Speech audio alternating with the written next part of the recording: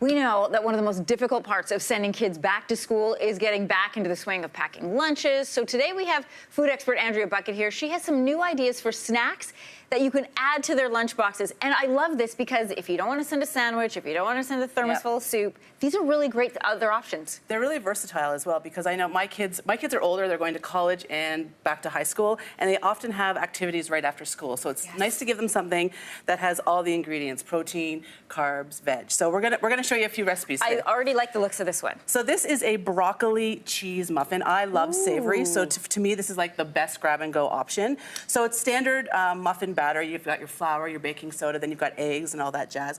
We are going to puree a whole head of broccoli. So you get a whole head of broccoli in here, along with some shredded or grated cheddar cheese. Okay. Now, did you say puree or just like shred? So you want it to be like almost like I call it broccoli confetti. Okay. So you can either, if you have a food processor, you can just pop your broccoli florets in there and give it a little pulse. Yep. Or you can do it by hand. Okay. Or let the kids do it by hand. I'm going to be totally rude and reach across you. Do it. Because I want to try some now while you're making it. It looks so good. So the key here is you're going to fill the sprayed muffin tins with about half the amount of batter that you need.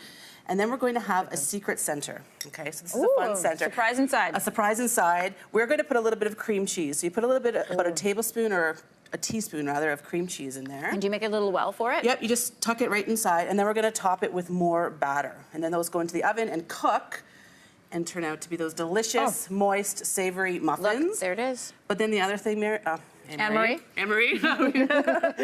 is the chili jam. Yeah. I know, this is what makes it so good. It's actually a little kick. And those are nice. You could also make minis if you wanted for the little guys and just cook them for a little bit less time. But again, it's great to grab in between school and sports and all that stuff. It really is delicious. Okay, something sweet. So this is, if you're going to make something and go to the trouble, you might as well make a big batch, right? That way it'll last you. This will last you probably for a month or two if you do these. These are a Crumble apple bar. So think apple crisp, apple crumble, all those great flavors. You've got the whole grain oats in there. You've got honey crisp apples, which are nice and super sweet. You put them in the oven, you bake them off, and then when they come out, you chill them. So you put them in the freezer.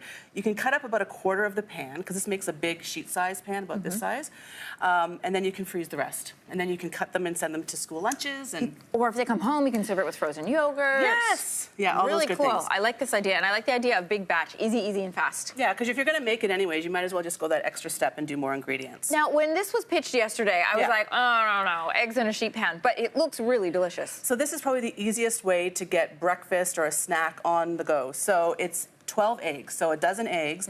You can literally fill it with whatever your favorite omelet toppings are. So we have ham. I like a Western, so a little bit of ham, a little bit of onion, green pepper.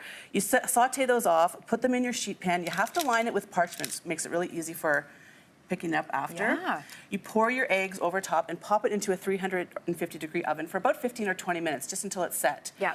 So then you can, again, you can cut some and have some for the week, or you can freeze them by twos and then pull them out as you need them. You can freeze the eggs? Yeah. Oh. You can freeze them, pull them out, heat them for about 35 seconds in the microwave, and then off you go. I love this because you can put it in a sandwich, you can eat it on its own, you can stick it in a wrap. Yep, absolutely. It's a great idea and really healthy. Okay, this last one I think my kids would love. Okay, so this is technically called an onigirazu. It's a sushi pocket. So my kids always love sushi.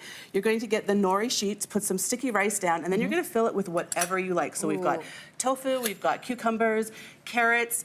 You could use leftover chicken or leftover roasted vegetables. Do I put it on the side? Do I put it in the middle? Right in the center, right on the top. Okay. Put some carrots in there for some So color. I'll go in with the tofu, and I'll put some basil down. And then you're going to top it with more rice. The key is you have to have a bit of, your hands have to be damp here. Okay. Okay. Okay, now here is what we're going to do. We're going to fold it up. What you're going to do is you're going to use the plastic underneath here to fold in the two sides. Okay, and then fold in the top and the bottom. And it might look like it's not going to work, but you're going to set this in the fridge for a minimum of about half an hour, and you can also do it overnight. Okay, so you got to go really tight. You're doing perfect. Am I? You are. Really? Right, so then you are, I promise. So then just give it a little squeeze to like make it all compact and stick together. Give it a really good squeeze so it sticks together. All right. And then you're going to wrap it up in the plastic. Oh, keep it in the plastic. Yeah, keep it in the plastic. It might take you 1 or 2 times to try. Or 5. No.